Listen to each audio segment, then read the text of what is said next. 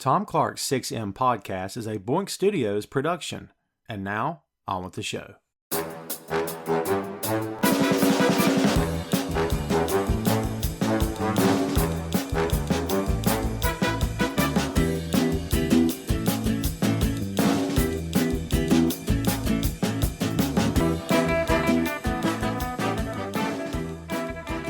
Hey, what is up? Welcome to Tom Clark's 6M podcast. I'm your host, Tom Clark, and in this episode, I'm joined by co-host Phil Lindsey. Country's on fire, kids. If you don't live in the United States, depending on your specific situation, you may want to count yourselves lucky. Things are on fire here. There's no money unless you're rich. Things have gone to hell. I'm not going to paint a pretty picture for you. A lot of people are hurting. A lot more people are going to be hurting. It's a tough time to be an American these days. Unless you're one of those folks who are blissfully ignorant and believe everything that they're told and don't bother doing their own research to discover the truth. And I'm not talking about social media research. You know what I mean? I mean, if you know, you know. We've got morons in power, and it's just not getting any better. And this is not a political podcast for anybody who tries to turn this off and, screaming at their phone and shaking their fist at the clouds. Everybody calm down. But my name's on the show, so if I want to rant, I'm going to rant. But I'll keep it short because today we're talking about Public Enemy, and we got a lot to talk about because in 2025, in the shape we're in right now, we could use us some Public Enemy. So thank goodness they're still around. So let's get to it.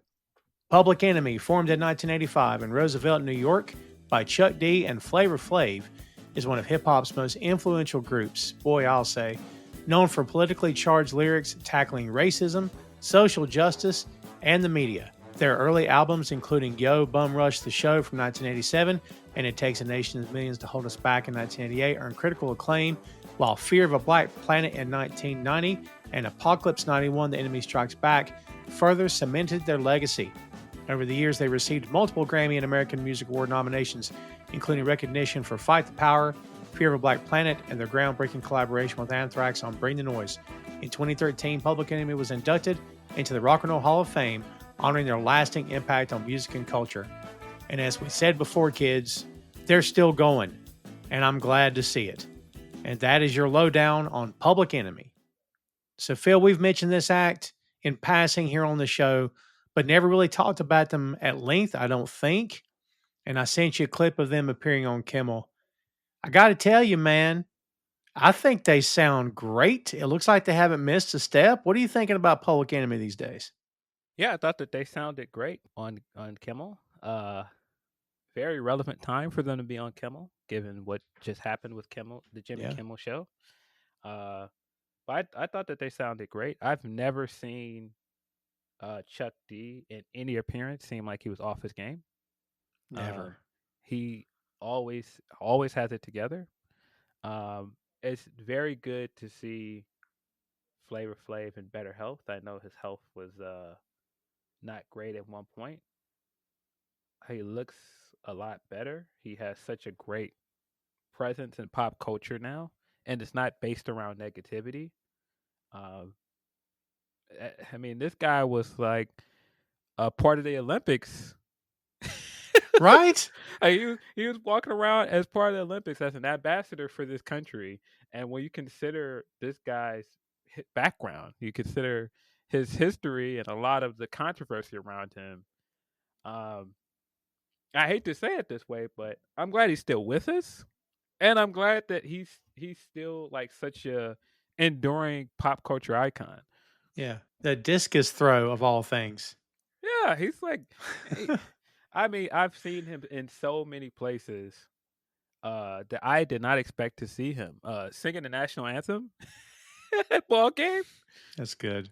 It just one of my favorite stories about WrestleMania season this year. I went to Vegas. I didn't go to WrestleMania, but I went to a lot of shows around WrestleMania, and I got a chance to cover one of the after parties.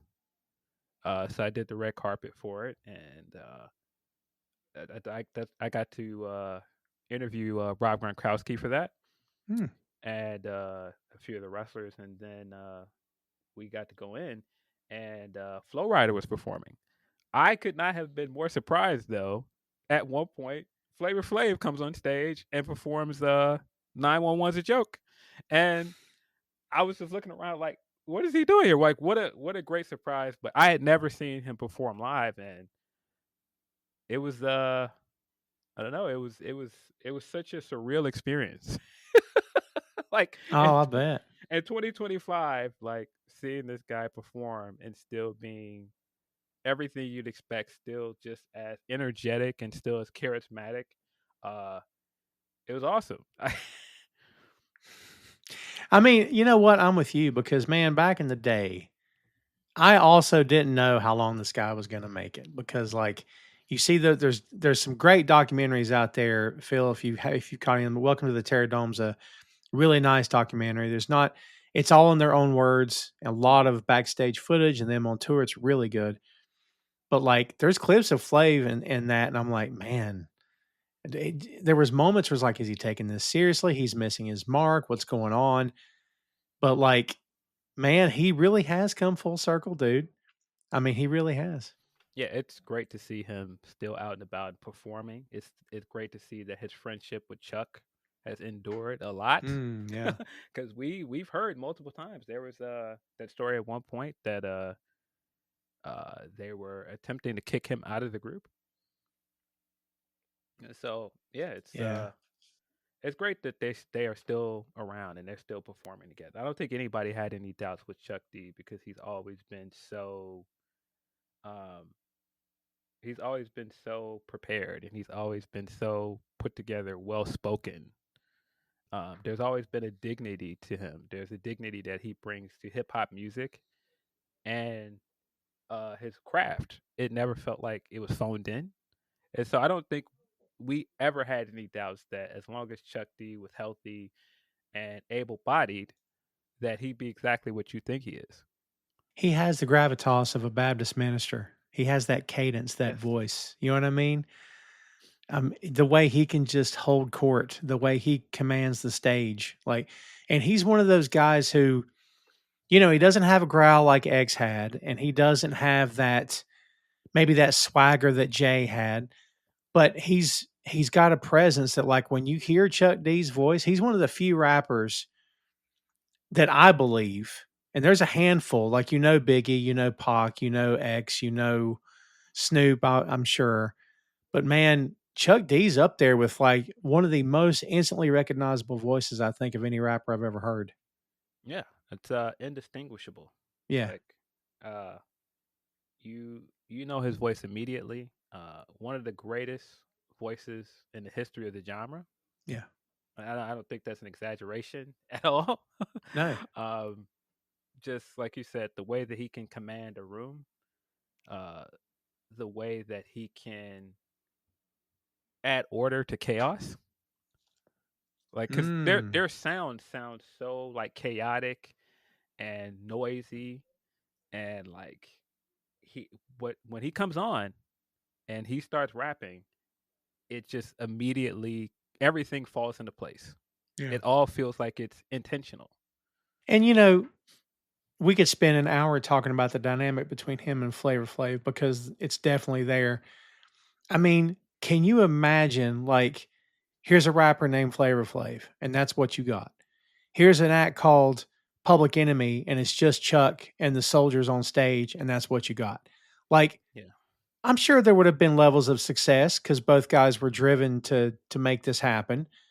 But man, together, I mean, it's kind of like Outcast to a certain degree. Like, both guys are crazy talented, but together it was just magic. You know what I mean? Yeah, I think there's something so emblematic about the visual of Public Enemy and just the idea of Chuck and then Griff and like all of the guys with like the fatigues and like the fake guns and like everything around that and what that's supposed to represent, and then like Terminator X uh Yeah. behind them, and just like this is this big imposing guy like for a DJ, like because when you think of like DJs, they're usually like subdued for a good reason. They're, Mhm. you know, the rapper, the MC is the show, but like even when you just look at them on stage and you see Terminator X in the background and behind the turntables. Like this is a big, huge, massive guy, and so like all of this stuff is so like intimidating. And It so is. if you just see those things on surface, it's so like abrupt and just like off-putting and just like how in your face and aggressive it is. And then you have somebody that is so like fun and energetic and Flavor Flav that disarms it. Yeah, because you've got like, and I don't want to call him. I don't want to call him the comedy relief because that's not what he is. But he does soften the delivery to some. Well, not the Yeah. delivery. He How you know what I'm trying to say, right? he I think he softens the message in some ways. I think Yeah, that yeah. he grounds them in a way, and cuz like I think the perfect way to put it is Public Enemy is just such a perfect encapsulation of the dichotomy of the black experience. Like you have like being a black man, it's inherently political in some ways. Mm, Um and so you have like this like very uh overt politicism to what Chuck is doing. It's very like in your face, it's very matter of fact. And then on the other side, you have the fun side to it. You have the side that makes it not just like this message for the audience. It's not just like this somebody that's like this orator of black culture, but you also have next to it like the fun of like the black experience, like the youthfulness and the the person that makes this like party music. Because when you think, I've heard people say like Public Enemy music, it's not fit. Like you're not gonna go to a party and hear Public Enemy, but at a certain time period, you could, sure. because it was such a great representation of that. And I think Public Enemy was such a great representation of the rebelliousness of the youth at that time, but also just like when you see Flav and he's so out there and so like fun and just like I hate to just keep using the word fun, but there's just something to him. Like you can't help but like smile when you see him because he's always smiling. He's always happy. He's always so upbeat, and it's just like you can't. It's infectious. It is, yeah. And man, talk about coming full circle. Like Snoop was that guy. Snoop Yeah, ain't that guy no more. like, yeah, eh, right? Like dude, he's stuck. He has dug his heels in on that side of the political spectrum, and he ain't budging, and he's happy and proud of it. And I'm like, do you know how many fans are probably tuning out to you now? Like, yeah. I think I can't remember who said it, but there's something to the idea of hip hop characters, and the reason why Snoop Dogg is one of the most recognizable rappers in the world is because he's one of the most easily identifiable hip hop characters. mm, And I think you could say the same thing for Flavor Flav. I think he is one of like the most noteworthy hip hop characters there is. And this group would not be what it is without him. yeah, for sure. And I think I'm sure we talked about this to some degree before. Like, are you able to separate yourself from your art? Are you able to, as an artist, can you? I don't know that I can. I don't know that you can, which I won't speak for you. But like, just because you're a rapper and you're known around the world and you've got gold records and you've got more money than you could you couldn't, if you tried to spend your money today, you wouldn't be able to do it. Now you wouldn't have no time left on Yeah. the planet to spend it all. That doesn't necessarily mean that your views are with the mainstream or against the mainstream or however you want to say it. But like Snoop is who he is. And I don't know that the money made him lean that way politically or if he already leaned that way politically, but Flav has not changed. Neither has Chuck D. They're always speaking out, kind of like Rage Against the Machine did, like Tom Morello does, like certain other artists do, speaking out about what's going on. And they've never wavered from that at all. Like, do you know what and I'm not trying to bag on Snoop here. Maybe he just wasn't that kind of artist, maybe. Yeah. I mean, I think that money has a big part to do with it, but people change with money. Yeah. Um, and when you've been around as long as Snoop has, and you've touched the amounts of money that he has, it's kind of hard to just be like, oh, well, you're not going to conform to continue to make that kind of money. I mean, Mm. of course, he's probably seen way more money than Public Enemy as a group ever has. Um, I'd agree and with so, that. and so because of that, um, there's more temptation on his side to conform. Mm.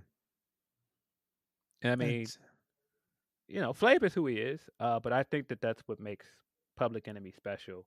Um, One of the big uh, themes from like the Sly documentary, and we just talked about Sly, yeah. is this idea of black genius and how um, it comes with this uh, decision of how much do you still want to identify with your people, especially if you're black, and black genius, and how it can be lonely. Mm. And I think there's two sides of the coin of black genius when you look at Public Enemy. You saw in the Sly doc how Sly still wanted to be considered one of the guys. He still wanted to fit in, and so he brought parts of his life from where he was from with him, and it became a part of his downfall. And that is so important to the story of Public Enemy, and how most of the early retellings of this group is how Chuck wanted Flav a part of this group no matter what. Mm. And there were so many people that just didn't get it. Like when you look at his message and you look at who he is, it makes no sense for you to want to be around this person. Right? And he was dead set, like, nope, this is the group. It's all of us or it's none of us. Yeah. And I think there's something to the idea of, like I said, this idea of black genius and him being uh this person that existed out of necessity. Because that's the other part of his story is that Chuck Chuck didn't want to be a rapper. I don't know if people know this, but Chuck did not want to be a rapper. Mm. He went to all of these like parties like anybody else in the youth at that time, and all of the other MCs that were at these things, they weren't good. They were whack. And so he was like, "Yeah, I just wanted to go and dance and have a good time." And I could just see how these bad MCs at the time were making it harder for people to enjoy themselves. And then I would get on the mic and I would hold court, and then I would bring everything back around. And that turned to people like, "Hey, you got to do this. Like, you got to be a rapper. Like, you've got something." He's just like, I never wanted to be that. I was just trying to have fun. And when you realize that, like, that this is this guy that was just trying to have fun, and that's what people on the surface you could think of Flav, that this is a guy that just have trying to have a good time. But Chuck came from that same mindset of just trying to have a good time, but he realized that the message and what he brought to rap was that important. Mm. And I kind of see like the kinship between him and Flav in that way. It's very much a yin and yang situation. Like here, like you said earlier, here's the message, and there's two very different ways to deliver it, and then it's up to you how you receive it. But they never back down. That's what I love about this act. And if anybody can find an instance, I'm glad to look at it. But Phil, I don't think there was ever a time where they backed down from who they are, where they compromised. I mean, it just always felt like that these are the same guys today that they were in the 80s. They've always stuck to their guns. Yeah, and I mean, I know some people will feel a way about some of Flav's choices, whether it Sure. be like his foray into reality TV and some of the other controversies surrounding him.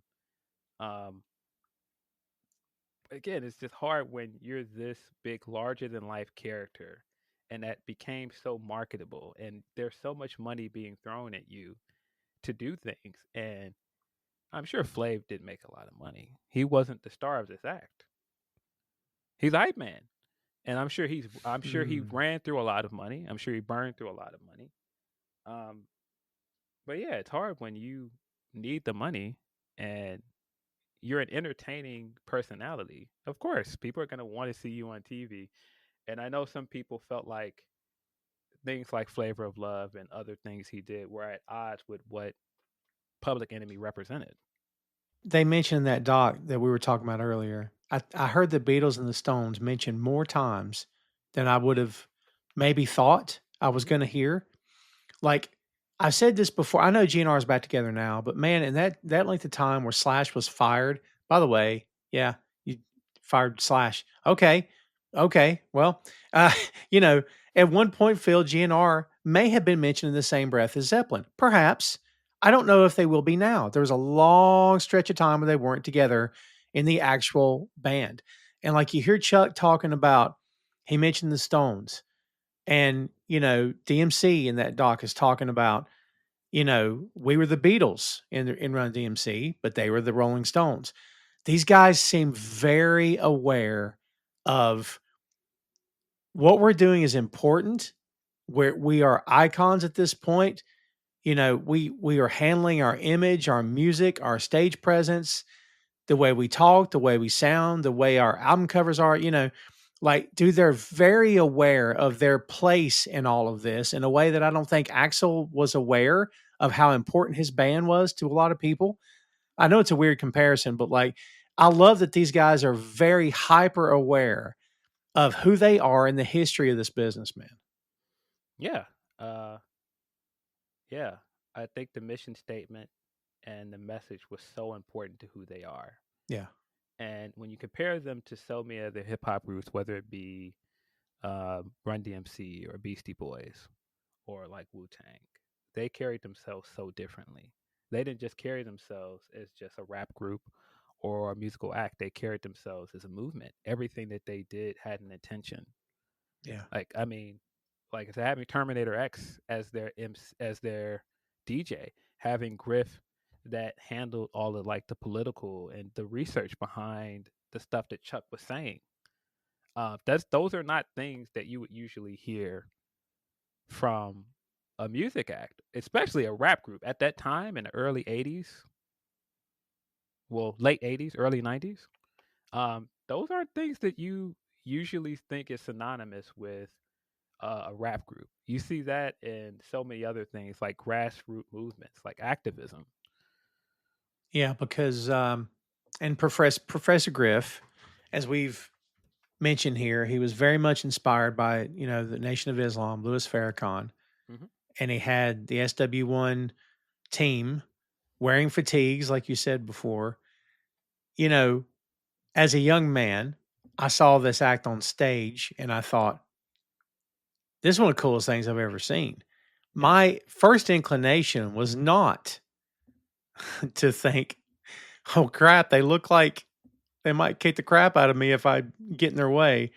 The only thing I could think of was, God, they are so committed.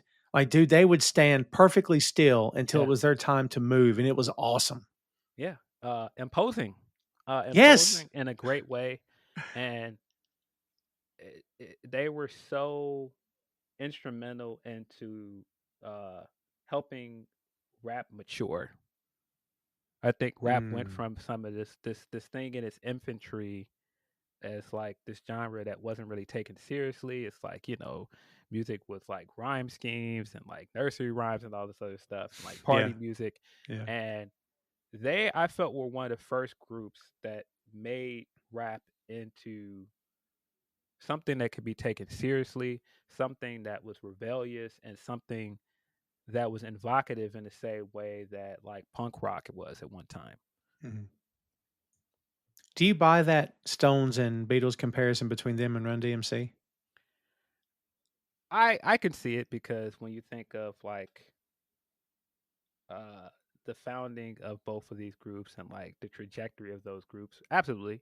I think like when you think about like what Run DMC represented, like both of these groups are pioneers Mm, and you know how they change things. But it's hard to not see like the inspiration from acts like uh, James Brown, for example, mhm. and how James Brown changed the public consciousness around blackness.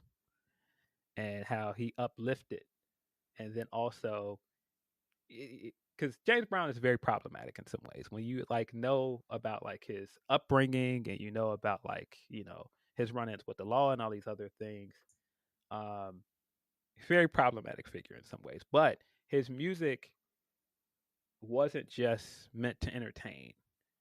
His music, um, it really gave black people a sense of pride, Hmm. and it looked to uplift black people. It looked to uh, change the visual of blackness in this country in a time where uh, we were still trying to find our footing in this country. And I think at the time in the late '80s, there was an idea around blackness, and uh, Public Enemy changed the culture, man. Yeah. Like, undeniably changed the culture. Undeniably changed the culture for Black youth. Undeniably changed the idea of what rap music could do and what rap music could be. Someone in that doc, it may have been DMC, I cannot remember, said that they were the Bob Dylan of their genre because Dylan was like, I don't know if Dylan was the first guy to do it, but Dylan was one of the guys who, go back and listen to that the Freewheelin' Bob Dylan, Yeah, which was the album that turned on John and George to him and got them interested. But there's a song in there called Masters of War, and it is chilling in the stuff that he's saying. And I'm thinking, there's no wonder that they consider him a threat. The government considered him a threat to the establishment because he was yeah, like, and dude, Phil, talk about the stage presence. Talk about the fatigues and the marching and the weapons yeah, on stage, dude. What did that do for for lack of a better way of saying this?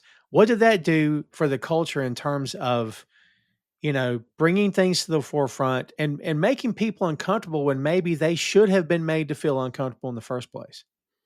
yeah. I think it was a great part of the tradition of Black art at one point, Hmm. because you to put by like nerdy college uh my nerdy like college reading to good use. Yeah. um there's so many different eras of black art, and like what the Harlem Renaissance meant for black people, and that was just like this awakening of black art in America, and like people just want to have free expression, and like the the idea behind it was so different because it was it was great art that came out of that period, but a lot of it it was centered around a lot of things like yeah, we are just you know we're happy, we're partying, we want to, it's entertaining, it's like, but when we got into the black arts movement after that, it was art that was meant to disrupt, that had an intent, that had a message.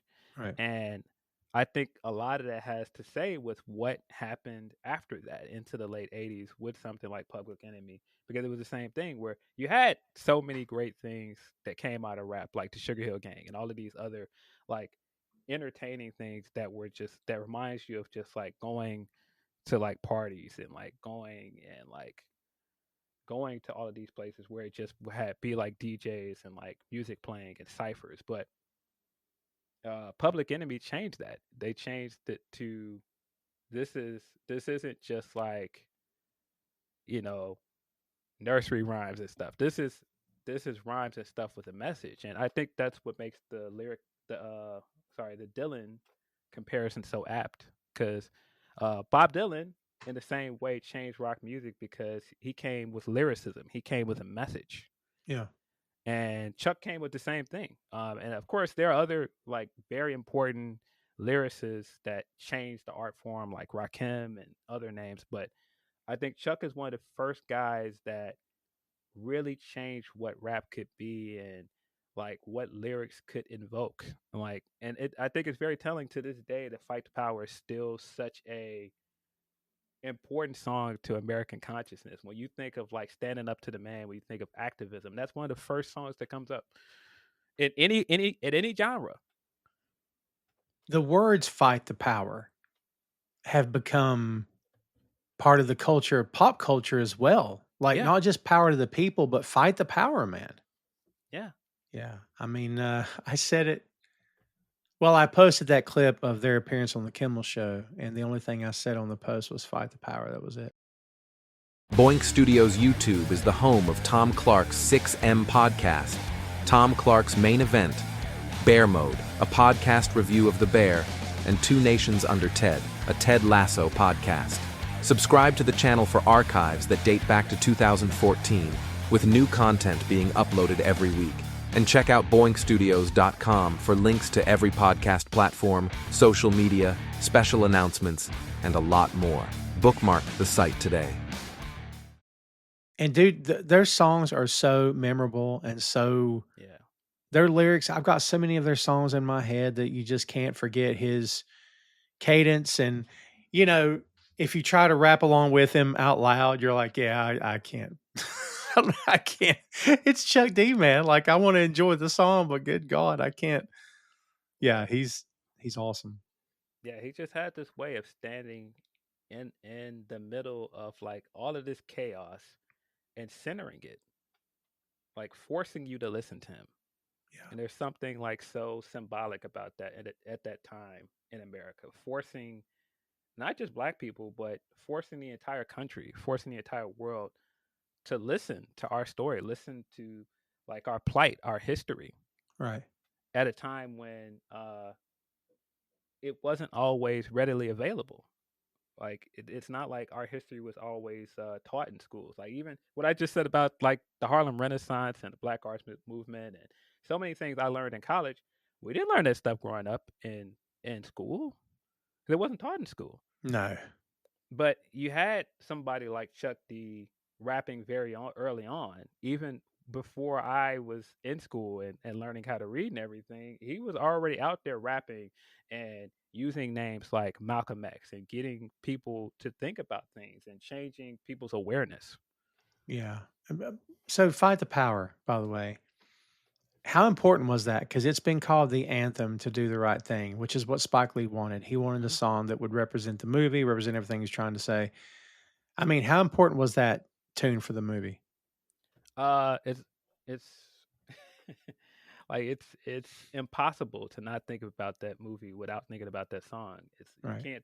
you can't think about that movie without thinking of like Rosie Perez in the opening credits dancing Right. while it's playing, and like thinking of Radio Raheem walking up the street with the big boom box and it's blaring out of it, and like just the symbolism of destroying the boom box and trying to silence the message and what that means. Yeah. Yeah, that's a good call. 1989, the number, another summer. It's hard to read the lyrics without wanting to rap them. Sound of the funky drummer, music hitting your heart because I know you got soul. Brothers and sisters, listen if you're missing y'all, swinging while I'm singing. And you know, the word swing I think is appropriate here. Our freedom of speech is freedom of death. I mean, that's pretty appropriate for 2025, I think. Yeah, yeah, um, yeah. It's very interesting at that time. Just like there's a lot of risk that comes with that because, as I said Sure. earlier, um, being black in this country, it's inherently political, regardless if people want to see it that way or not. It is, and there has always been a consequence to being openly outspoken about politics as a black person. Mhm. And so, to have a rap group and there's already a part of the culture and there's already a big part of this country that doesn't want to take rap seriously. And now it's not just in this vein where it's not being taken seriously. It's seen as like dangerous. Like I don't want this played in suburban neighborhoods. Like I don't want our kids hearing this. And but at the Mm. same time, the message was so different than anything else out at the time. Why don't we have a younger public enemy now? Why don't we have a younger, whether it's black or white or Latino, whatever? Why do you think we don't have that? And if we do, why don't we have more of it considering what we're going through in this country right now? It's a very complex subject. Yeah. Um, but I do think there's something to the idea of when Public Enemy existed, when Public Enemy was formed. It's formed before um, record labels had such a big presence in hip hop. Mm. Because hip hop in its infancy, there was such a it was so pure at that time, Mhm. and regardless of what it was, whether it was party anthems and whether people want, it, the artist controlled the sound, Mhm. and the more popular hip hop became, the more lucrative it became, the more labels and people behind labels had to say in the messaging. And I don't think it's a coincidence at all that uh, when Public Enemy was a thing and when NWA became a thing, that corporate America gravitated to, sensationalizing Mm. the violent aspect of the black experience and gangster rap, and how big gangster rap became and the hold it had on the genre for so long. I mean, gangster rap has its place, but I don't think it's a coincidence at all that it became so profitable. Is there a danger to that? Like, does it get people distracted from what groups like Public Enemy and other acts are trying to get through? Like, do you think it became a problem at any given point, gangster rap, that whole genre? Absolutely. I think that I don't necessarily buy into the aspect of gangster rap was a part of, you know, so many things that were happening in the world, and just, but I do think there's something to, like, the balance between, telling our stories in an authentic way and glorifying things that, you know, we shouldn't have been. And I think it's again, it's very telling that we went from this place of the music having a message, and although it was very in your face, um, it was trying to uplift. It was trying to uplift blackness. It was trying to uplift, intelligence and a message. And Mm. then it turned into, glorification of, violence, or, sexualism and all these other things that became easy to, market to impressionable youth. And it didn't, I don't want to say that it ruined hip hop, but I definitely think the money behind it helped to ruin hip hop in some ways. Well, bunch of dudes getting rich off that. It's Well, it's yeah, right? Like, it's kind of the old story, Phil, of like, if you own a pro sports team, none of your players will ever be richer than you are because that's how the game is played. It's kind of the same deal absolutely. in the business too, isn't it? Yeah, absolutely. And importantly, a lot of people that were making money behind these things and the artists weren't making money were not black. Right. And so it doesn't matter how this is negatively affecting black people, because the bottom line here is that people behind it are making their money. Yeah, they're just lining their pockets. They're getting richer. So, like, to them, it's all white noise. I would imagine a lot of the messages from the acts that's on their labels are just white noise at that point because they're getting rich anyway, so they don't care really what the guys are saying. Yeah. And I don't think it's necessarily fair to say that every act that helped to popularize gangster rap is a part of the problem.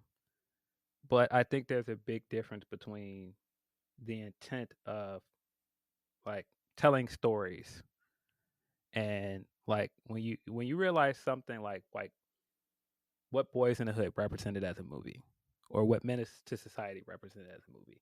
Mhm. Um, they were so um, innovative at a time because those stories weren't being told. We only knew what was on the news, but we didn't know the other side of the story. And so I thought it was incredibly Mhm. important that there were artists like NWA and certain acts that were telling our side of the story. But when something becomes profitable and it's just about making money, it's not just about telling a side of the story, it's about profiting off of the negative aspects of it. Mm. And so the message is lost because then it Yeah, of becomes right. Then it becomes, and look, no shame to NWA. I'm not trying to bag on anybody here, but like, course not. right, then it becomes like, well, let's all come out and do our thing on stage and let's, yeah, but again, like, what happened to the message? No, was anything all right? Was anything accomplished? Yeah. Like, you know what I mean? LAPD didn't change how they did things. I mean, they may have filter through people due to pressure here and there. But on the whole, is it a better police force today than it was in the 80s and 90s? I don't know if I can even answer that. Yeah, but I mean, like, you know, the importance of a song like F the Police at the time, Sure. because there was nothing like that before it. Oh, no kidding.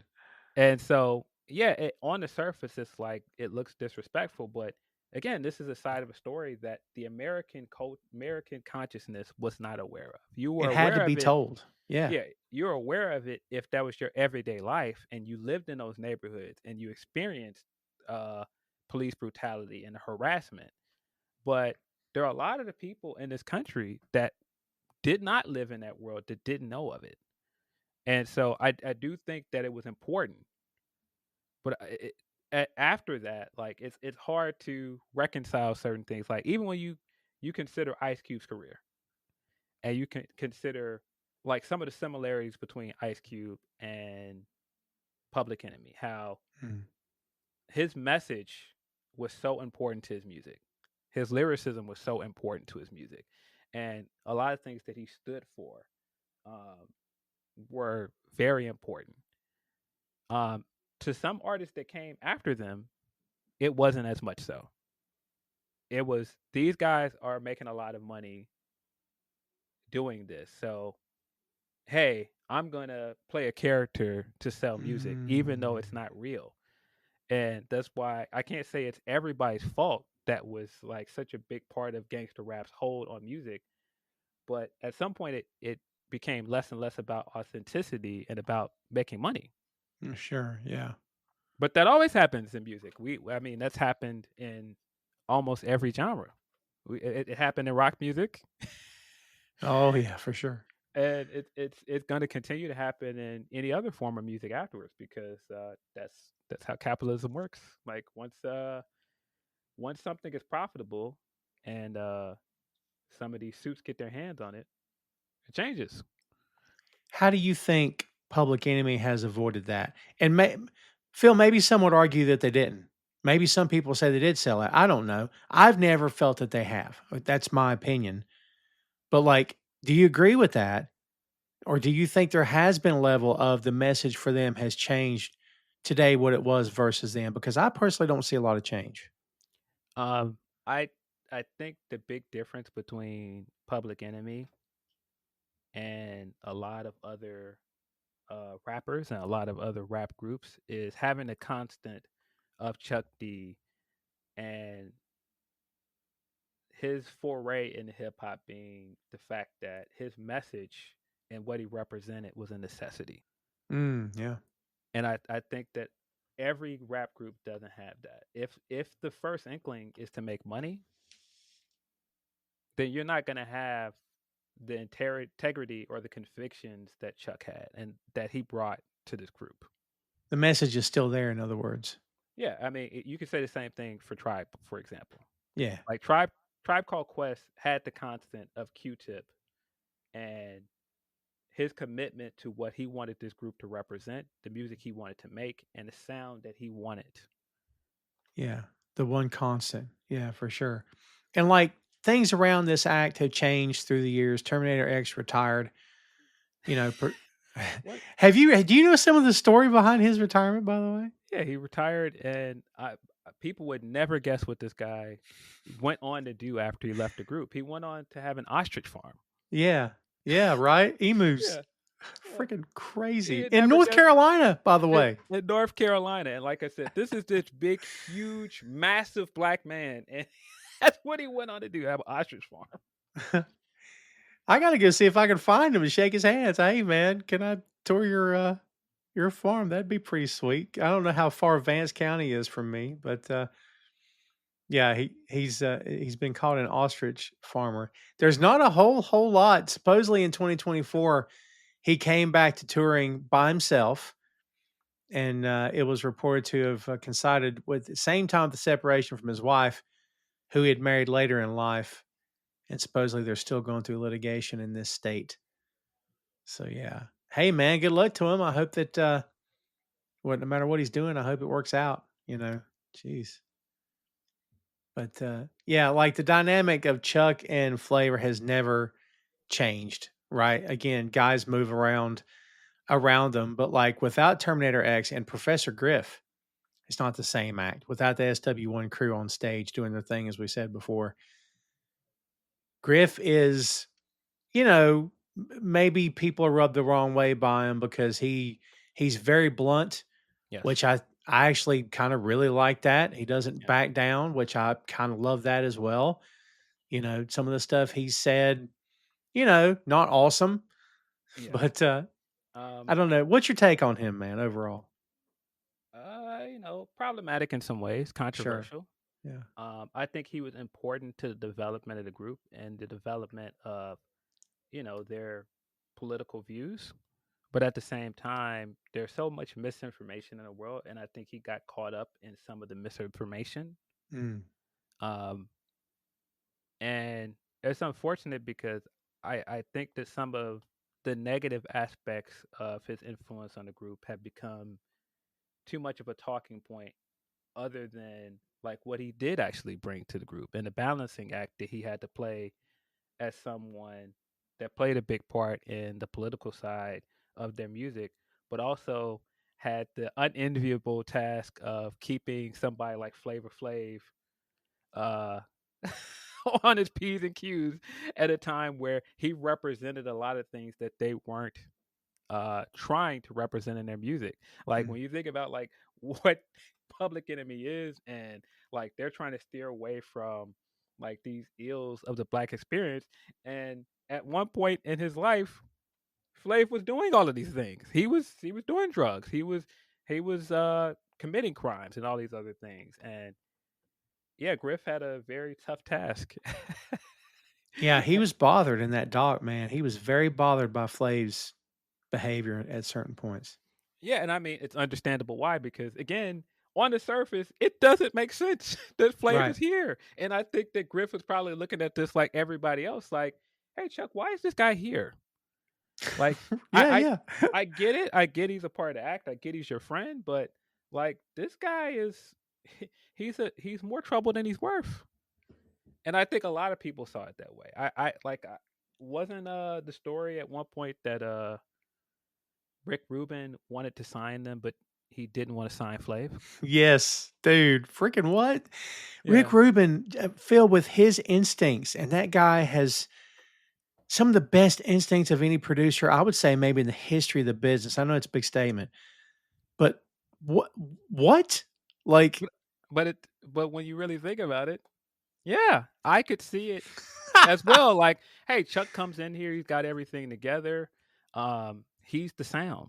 right? He's the talent. Chuck is the talent. What does this guy bring? And then when Chuck has to actually distill what it is that Flavor Flav brings, and he has a hard time of explaining it other than he's just my friend and my hype man, it's like, why are we paying this guy? And look at this guy. Like, this guy just seems like he's a nightmare to have to deal with from people on the business side. And so I get it. I totally get it if they walk in a room and you're like listening to these guys' demos tape and it's like, oh, this guy's incredible. Like, listen to this guy's voice, like, listen to the full packaging of it. It's amazing. And then they come in and Flav is like all over the place. It's like, guys, you sure? Uh, so yeah, Griff was in a tough spot.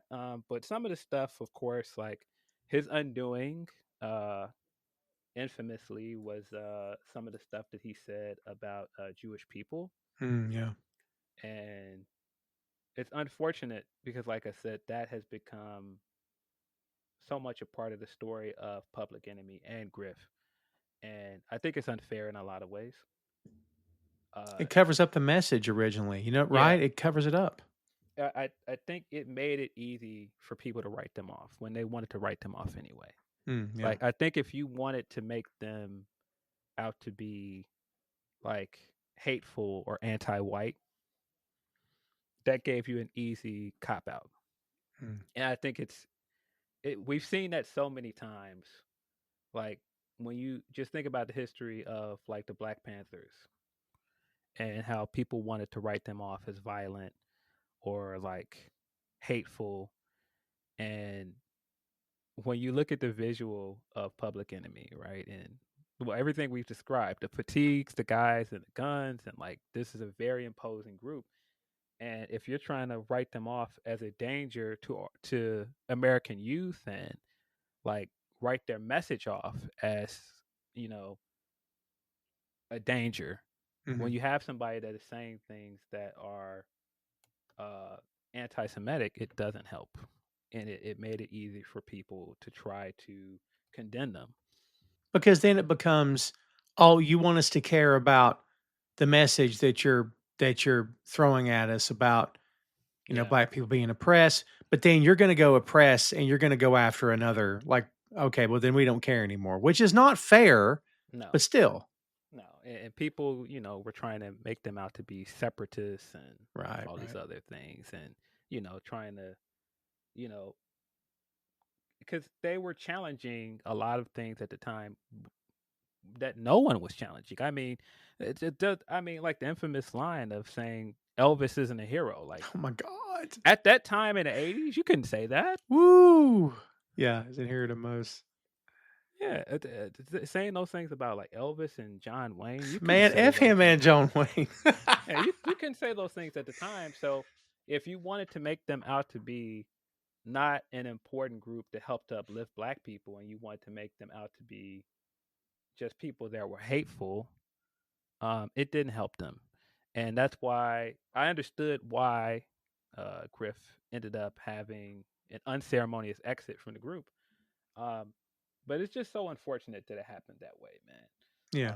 And of course, it needed to happen because he doubled down. And then there's other things with the group and some lyrics that people unearth. It sucks because I like I said, people have used that as a cop out. Yeah, and it's really not fair because man, I've got Beatles references happening today for some reason. I kind of always do. But like there was that bit where John and Yoko were going off and having the bed in and appearing naked on the album cover and doing all this wackadoodle stuff. And Ringo talks to him and he's like, you have to understand whatever you do, we have to answer for it. You Yeah. know, we and John's, sort of smart mouth or smart way to say it was, you only have to answer the phone, Ringo. Like he didn't understand what the problem was. And I'm like, it's Mm, kind of the same way with Public Enemy here, right? Like, dude, when you say things, you're representing all of us when you say that, whether you mean to or not. absolutely. And yeah, John went through a similar thing. Like coming into this country as like this big craze from Britain, and people didn't know what this was. It was like a bomb hit, and like all of the youth of this country are like running around chasing them, and there's this mania. And it's like I don't know about this guy. Who are these guys? And like it made the adults of this country uneasy. And then when you have the quote from John, where it's like, yeah, we're bigger than Jesus. It's like, oh, get these guys out of here. Right, right. We were Yeah, waiting for an man. excuse to say, get these guys out of here. So, Yeah, they're waiting for an excuse. Yeah. See, I like yeah, like the Magical Mystery Tour when that thing flopped. It gave critics a go, well, I told you. yeah, and yeah, there's a similar thing here with Griff. Griff gave people a lot of ammo that were looking for ammo, Yeah. and that's not to say that he wasn't wrong. And of course, some things he was saying, I very much disagree with it. Uh, but yeah, it's like I said, it sucks that that became the big talking point about Griff because I don't think that that necessarily represented everything he meant to that group. Hmm.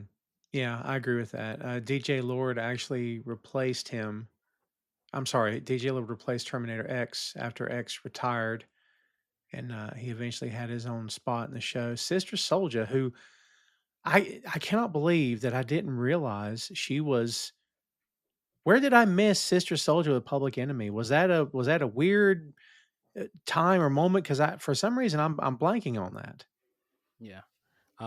I mean, like that. Some of the stuff with Public Enemy is before my time, so a lot of Sure. stuff is me finding out about it after the fact. But yeah, it's I don't know. I don't know. I guess, like I said, it's easy for me to have missed it because, like I said, it was before my time. But uh, Yeah, I mean, even when you're saying all these things out loud, like Sister Soldier, and like thinking about like the fatigues and like the prop guns, and Yeah, the yeah. name their producers were the Bomb Squad, and it's like all this stuff Right, yeah, yeah. makes it so easy for people to be like, "Oh, these guys are dangerous. They're a threat." At what point did you it's like any other kind of music, I guess, Phil, you probably always heard it at Hmm. some point, but when did you was there a button that was pushed for you? Did you finally decide, "You know what? I'm gonna look into this and learn more." Like, what did it just happen organically for you? I think it's organically because I mean, similar to when we talked about Sly and the Family Stone. Hmm. Once Sly hit, it completely changed black music, and he was so synonymous with black music for a time period, and it was impossible to be black and to go to parties or go anywhere and not hear his music.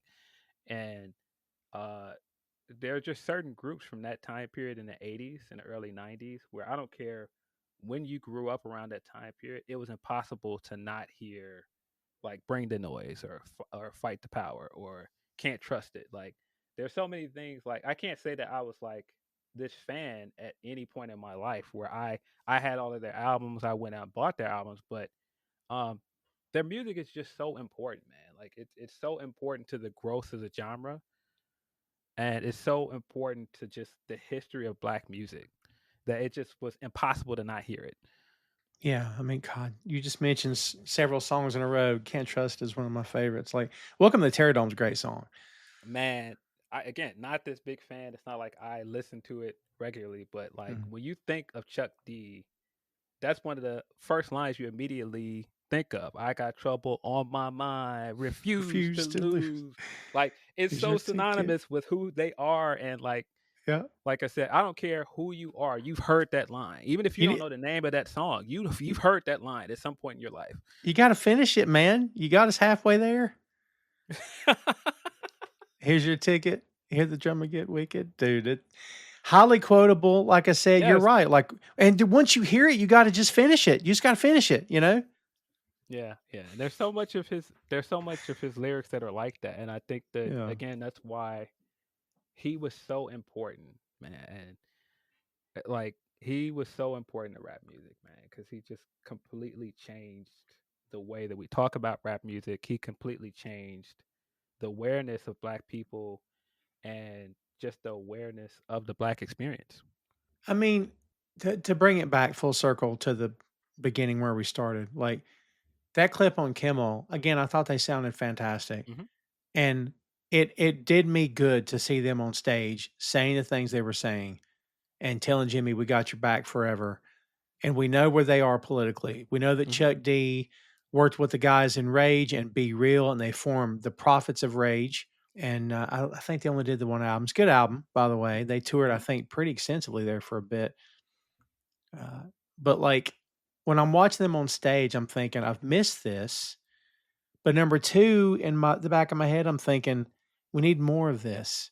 Yeah. We need a lot more of mainstream acts of every race that will do it, of every gender that will be as loud as they can.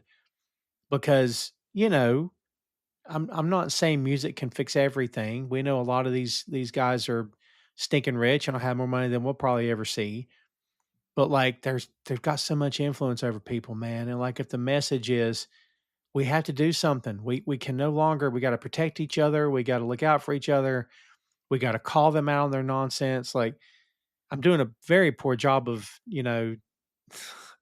communicating the message, but we need more of this. Why are we not living in the era of the 60s, Phil, where we have, you know, folk music and someone like Dylan and people who were, dude, if Taylor Swift wanted to, not to bag on Taylor Swift, if she decided today, everything I do moving forward is going to be a middle finger to this administration.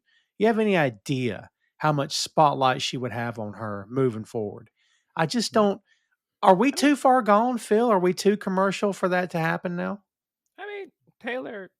When you look at this guy in office and how you talked about Taylor at one point, because she did endorse Biden, she did endorse Kamala, Right. she did put her voice behind trying to stand up to reelecting this guy, and I think you know to your point, it just felt good, considering just how dour a lot of news is, and just how unending it seems like all of this negative stuff is, this negative news is. To see that Chuck is still Chuck, to Hmm. see that people that have been saying resist for over 30 years are still saying that and are still standing in their beliefs. There's a bit of a performance where Chuck is like pacing around the stage, commanding the stage, and Flav is being Flav, hyping him up, and like Chuck stands next to him and puts his arm around him. It's like the fact that their friendship has endured all this time, the fact that the Yeah. message has endured. Um, like I don't know if people know, but like when Twitter became Twitter and people started doing their big mass exodus of Twitter, one of the main celebrities that made the jump to Twitter to Blue Sky was Flavor Flav. He Yeah. was one of the first guys that made the jump to Blue Sky. He was one of the first people that really encouraged a lot of other celebrities to come to Blue Sky. And say what you will about certain things about him. I think he's always going to have his controversial side to him, Hmm. but he means well. And I think that regardless, people are not perfect. Nobody's going to be perfect, especially when you have you have the availability of so many temptations. Hmm. Um, but the fact that, like I said, these guys have endured as an act that has been saying resist and stand up, and we don't have to adjust, we don't have to conform. It's refreshing, man. It's refreshing. It is very refreshing. Yeah. I don't know, man. I just question, are we going to be able to get to the point where we've got enough? And I don't know really where I'm going with all this. Like, would it make a difference? God, I don't want to ask if it'll make a difference because that sounds like I'm giving up. Do you know what I mean? It just feels so easy to give up now. Like, I don't want to It do does. that, but it feels like we're outnumbered, man.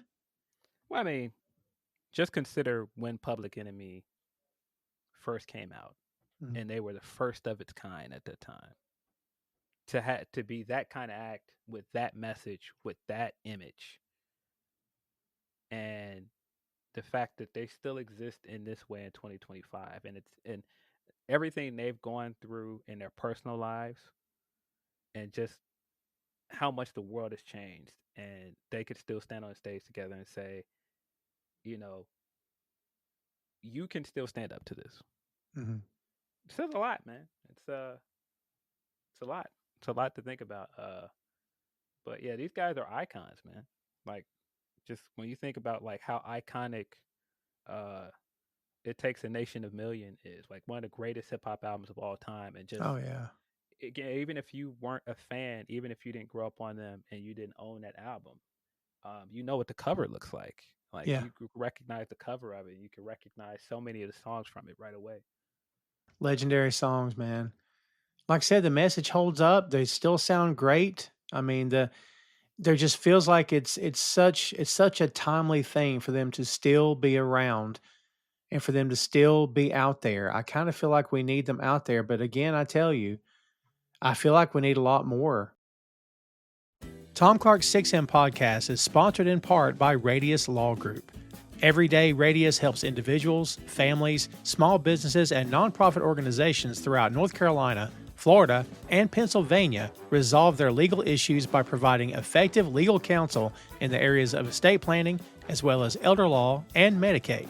Radius Law holds the radical belief that working with a lawyer can indeed be enjoyable. So give them a call at 1 800 519 5667 for more information and tell them that Tom Clark 6M Podcast sent you. We've got like NPR. I know this is random, but it just popped up. Like NPR's post today says we won't be silenced. Like we're getting national public radio saying, but you can't make us stop talking. Like this is what we're doing or what they're doing, Phil. They're trying to silence everyone that opposes them. Like, do you think that there's to some degree, like even though Public Enemy has always been fearless, Do you think younger artists are looking at what's happening to people who are speaking up and saying, "I'm not doing that"? Do you think that we're there yet, or what? I think that these things will come with the time, and Mm, just like Chuck felt like it was necessary for him to stand up and stand in his convictions at a time. I think we'll see more of that from somebody of this generation. mm, Um, and it just it might take a little bit longer for some people, but we definitely have rap groups. We definitely have acts today that are trying to stand up, that do have a message. We do have musicians that are standing in their convictions, but I think we're going to see more of it. Um, Unfortunately, uh, people are very reactionary, yeah, and sometimes people are not always proactive. But I think sometimes uh, when the world is where it is now, it's going to force people to make some tough decisions or decide that, hey, I it's important that I stand up and say this if nobody else will. yeah. I don't want us to get to the point where we've got, there's some acts I don't care for. There's some messages I don't really care for. But even if it doesn't speak to me, none of that matters because people should still have the right to say it. Hmm. But they're doing everything in their power to silence everybody they possibly can. So it's actually quite terrifying. And you and I spend a lot of time on microphones with headphones on every week. And I don't think you're either one are saying anything that would, have anybody come after us unless it's silly pro wrestling stuff. But if one of us decided, you know what, gloves are off.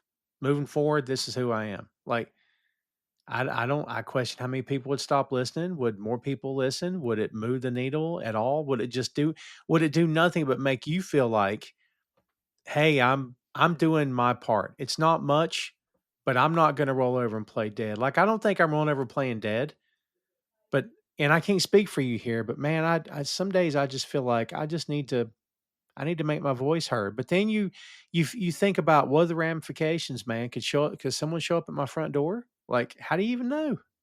Yeah, I just think you do what you can, and sometimes that isn't easy, but Mm, you do what you can, and I think a lot of people are going to come to that same realization because yeah, we are in very scary times. yeah. Very, very scary times. And uh, I think that a lot of people that see what's happening in the world, and the worse it gets, the more you're going to have people that are going to feel compelled to stand up and say something. Yeah. Kids, you came here for a discussion about Public Enemy and you got a lot more than you bargained for, perhaps, but that's all right too, because sometimes things need to be said. Yeah, I mean, Well, well, it was fitting for the topic. I mean, yeah, Public Enemy is a deeply political and radical group sure. in a time where they needed to be.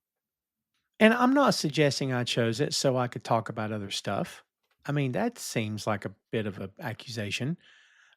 It's correct, but I'm not saying that that was all of it.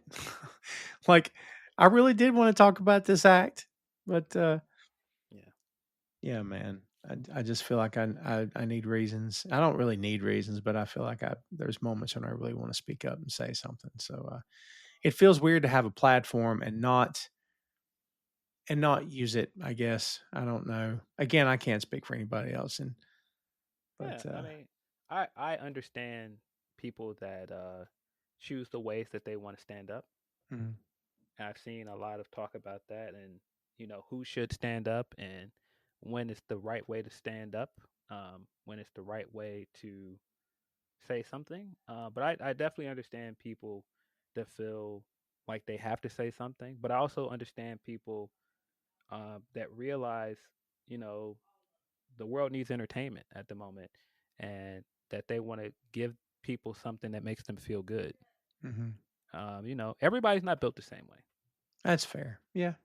And I think that that's important to recognize too. I think it's important to realize everybody may not be able to find the right words to say at the right time sometimes, but they understand um, that we need something to get behind, even if it's something that can make us all laugh at a moment when we could need it. We could use a good laugh. And I mean, that's that is so emblematic of this group because you had both of those things that existed here. You had uh somebody like Chuck that had a way with words and was strong and unflinching in his convictions. And then you also had somebody in Flav that was so entertaining and uh, could soften the message and had this way of just getting people to just like have fun with the absurdity of a man with like this like these like massive top hats and wearing a clock and all The these other clock. that don't make any sense. But man, it's just what a like. And I mean, I mentioned Flavor of Love at one point, but I would be lying to you if I said I did not watch every episode because he was just so entertaining, man. Oh Lord. And I didn't like everything he was doing, but Yeah. uh, what a time what a time in America, man. Like there's a reason that show was one of the most watched reality shows at one point. Like for VH1, it completely changed their programming because it was the most watched show on the network. I can't believe we went an hour and some change and never mentioned the clock. I hold Yeah. myself responsible. Yeah, when Flav talks in his book about Griff and he talks about because allegedly these two got to blows. Griff put hands on him, and Yeah. Flav describes it differently. But when Griff talks about it, Griff's like, God, I just destroyed the clock, and I didn't. He's acting like I seriously hurt him. I was just trying to send a message. Well, there's different ways to send messages, I suppose. Yeah, yes. But yeah, there's so many. I cannot believe that their story hasn't been made into a movie at this point because there's so many things about their story that are just so ridiculous. It's just like Cinematic. how did this possibly work for as long as it did? Yeah. It kind of feels like, Griff for his negatives, and he's got them. But it kind of felt like Griff's main point was the message is the most important part. And then Chuck's main point was delivering the message is important. And Flav's like, well, can't I have fun too? Like, Well, can't we do both? You know? yeah, but that's why I'm like, Flav is such a complex figure too. Like, well, Yeah. we've heard a lot of stories of how like he's like a classically trained musician. I don't think Oh, people realize that. dude, he can play everything, by the way. Yes, Yeah. like people make him out to be this joke because, of course, the way he carries himself. But he's also a very talented musician. When you listen to him talk, sometimes he can be very insightful. Um, but he's a rock star, man. It's so He crazy to think is. about it like that. But he's a rock star, and when you think of like some of the most famous rock stars and like how much they indulged in the ills of the world, like it's just kind of what comes with the territory, man. He could play bass, drums, guitar, piano. He could play everything. It's crazy. Yeah, Adam I Yauch mean, from the Beastie Boys was talking about they were somewhere at a hotel on the road or something, and that he saw the pool. It was at night, the hotel pool, and that Flav was just walking, and he said that Flav was just Flav. He was just Flavin, like doing the walk and talking to himself and saying things and acting out. And the guy's like, "You mean he was drunk?" And he's like, "No, he wasn't drinking. He was just just being Flavin." himself.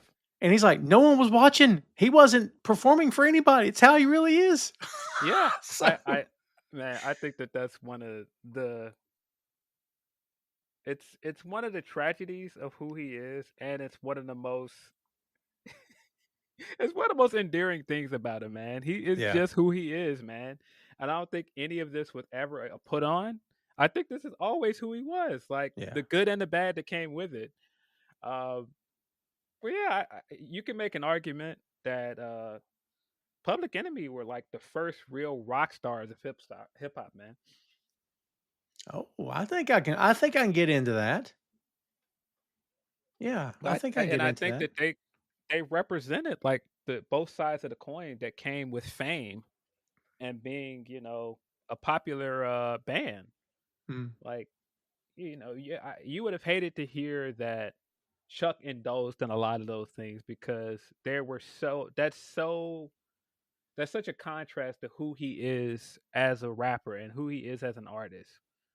Like I would hate to hear that, but you could totally understand somebody like Flav taking those things on. Yeah. Yeah. He And yeah, it's not to make light of Flav, but sure. like I said, they just represented two sides of the coin. Yeah. And I think Chud just had more discipline Yeah, for and sure. just seemed more focused. I think to your point, like there's so much focus with this act. But did we sell Flav short? Like, and maybe question his lack of focus, but he's just like you said, a complex guy, and maybe we kind of missed the point with him. Yeah, I think a lot of people sell him short, but but that's why I also say there's such a perfect encapsulation of the dichotomy of blackness. Mm, Um, like I think that there's so much with Chuck that, like you said, there's the discipline and the commitment and the convictions and just like the realization of what black art can be. And you see in Flav like this infinite ball of potential, mm, and it's like for like I said, for everything you can make of this guy, of how he might not have lived up to that potential in some ways, he's still one of the most recognizable people in the world. he Like is. if you see Flav anywhere, you know Flavor Flav, man. Yeah, yeah. And you think the clock, and you think Public Enemy Yeah, automatically. Yeah, yeah, but and I think that there's so much about him that represents just like the effortless like coolness of blackness. yeah, Like he's so out there, but at the same time he is just like undeniably cool, man. It's something about him, just the way he carries himself, the way he dances, like yeah. it's just something to him. Like, and I think he allowed Chuck to be Chuck in some ways, man. Chuck can be stoic, and Chuck could be like straightforward when he's got this other guy that's kind of like this court jester running around. Right. It gives them both a certain level of freedom. Yeah, Yeah. Yeah, I kind of like that. Again, another Beatles reference, but it's the idea of John and Paul, where John wanted to be the rocker and Paul was more of the sentimental guy, but they offset each other. But again, to say that about them is selling both those guys short, because Paul could rock and John could be as sweet as anybody else. But that's what they kind of became known for. yeah. And when you think about the Beatles, of course, like you think about like their song making, their songwriting, and their lyricism, but Yeah. there was a kookiness to them, Yeah. and there's like the campiness and British humor that they also brought to the table as well. And like it's impossible to think about them without thinking about that side of them. And I think it's the same way with Public Enemy. Yeah, they are radical. Yeah, they are political, but there's an absurdity to them that Yeah. I I don't think we'd be talking about them today if that aspect of their act didn't exist. Right. Is that one of the reasons why, one of the many reasons why we still talk about Outkast? Because Big Boy was serious, but you could tell he was having fun. And then Andre was always having fun. Yeah, I think that there's something to the idea that um Andre was so esoteric and so out there. Like when you just think about who Big Boy is and Mhm. how like straightforward he is, um, he's just like any other rapper from that time period. And that's not to, of course, sell him short. But he fits the profile of what like most people would think of like a conventional rapper. Mhm. But I think that of course Andre disarmed people because he was so unconventional. Yeah. I think it's the same way with Flav. Flav was so unconventional and just so out there, that he added this side to Public Enemy that if it's just the imposing militant side of him, it's kind of hard, man. It's kind of hard for some people to get into them. I mean, yeah, that aspect is cool, but like But you can Flav only brought market something to that the to a certain point, right? yes, Flav brought like a human aspect to them as well. Yeah. And human might be the wrong word, but just for a lack of better words, he brought a human aspect for him. He brought like an imperfection to them, if that makes sense. No, I love that. It's kind of like, rest in peace, Biz Marquee, right? Yes. But like, if there were three Biz Marquees on stage, I don't know if I'm having fun at that show. Yeah. But if there's just the one, yeah, right? It can, Because like at some point you're like, I don't know, right? can't I don't know. can't exist without the other. If the Sure, entire act is just Flav and it's just like him being outrageous and out there, then yeah, it doesn't work on his own. But I don't right. think Chuck works without Flav. Yeah, I agree with that. Yeah, I just think it just feels like the package deal is what worked. You know, I mean, have you checked out the new album? By the way, it dropped in June, actually. I haven't, um, but I have no doubt that it's great. I mean, Yeah, but we've seen so many groups that have that same kind of vibe to them. Because I mean, when you said the Beatles, you think about how like avant-garde John is, and just like how I don't want to say how self-serious he could be sometimes, but then at the same time, Paul wanted to make very syrupy, yeah, lovey-dovey music. yeah, big time. uh, yeah, and so it's just you needed both sides of that coin to make that group work. Yeah, I'm not gonna get into it, but some of Paul's solo stuff is just. What's the one we always joke about? What is it? Not secretary. It's got like it's two words that rhyme or something. I forget what it is, but God, it's a bad song. Yeah, I mean, just think about Ringo. Like, if Yeah, the whole group is just kooky stuff like Octopus Garden, yeah, I don't yeah, want to listen to that. But Ringo had his place. Ringo added this cool factor to the group.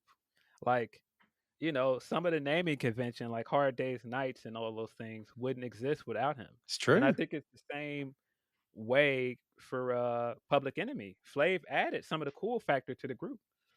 Yeah, for sure. Yeah, yeah, yeah, yeah. Definitely wouldn't have been the same without him. Well, like we said, kids, we're glad they're still out there. We're glad they're still doing their thing. And I don't know how well the album's doing, but I hope it's making some money for them, and hope it's reaching some folks. I just feel like we need this message now more than ever. You know, I'm sure I know the answer to this, but I would assume that you know Public Enemy has inspired a lot of acts that came after them. Some we know about, maybe some we don't. But Rage just pops into my head as the first and foremost. Tom Morello has never changed, much in the same way Chuck D's never changed. He's kept the same message today he had back then when Rage first hit. So, like, man, I kind of feel like, if you're going to judge them based on legacy, you look at who they inspired that came afterward. I think that's very telling of how much Public Enemy's accomplished during the course of their career. Yeah, absolutely.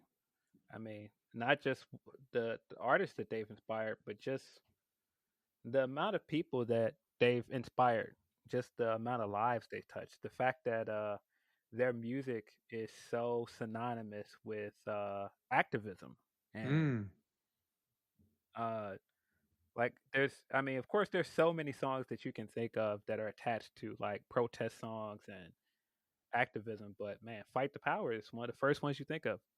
it's true. Yeah, every time. Well, kids, there is our very, very brief view of the band of the act Public Enemy. And there's no way we could do them justice in an hour and 23 and some change. There's just no freaking way. But I really wanted to talk about the band. We've never done a deep dive on their albums. We're probably going to do that here at some point. We may choose the first one and then go from there. We'll see how it hits us and when we decide to tackle that. So stay tuned for that. Phil, before we get out of here, if you've got anything left, let's get your last word on Public Enemy. Man, pioneers, man, Mm. important to black music, and important to music in general. Uh, we didn't talk that much about their production and how so much of it is taking music and turning it into theirs. Like when you think about like the song from He Got Game, and you think Yes. about them like taking a very white song like For What It's Worth and making it their own. And that's so important to their identity, man. Um, I just can go on and on about how influential they are, just how important they are. But you know, I don't know, man. I don't know who I would be if Public Enemy didn't exist. And I'm not, again, I'm not this massive fan of them, Right. but they're just so important to the Black experience. They're so important to the American experience. Whether they're huge or not for you, they do become the part of your soundtrack to some degree, right? Absolutely, yes, Yeah. and yes. Like there's, like, again, I don't care how old you are. I don't care what walk of life you come from. You know a Public Enemy song when you hear it. Oh yeah, for sure, man. Absolute legends. Well, I agree with everything Phil said here, kids, and a lot more.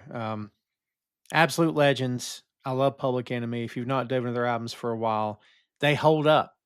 It's something else to say about their production field. These songs hold up. Like Yeah. I was, I'm of a certain age, and I remember when rap became a thing, and when MTV was born, and some of those acts hold up, some don't. You Hmm. know, right? But like that's fine. That's any genre.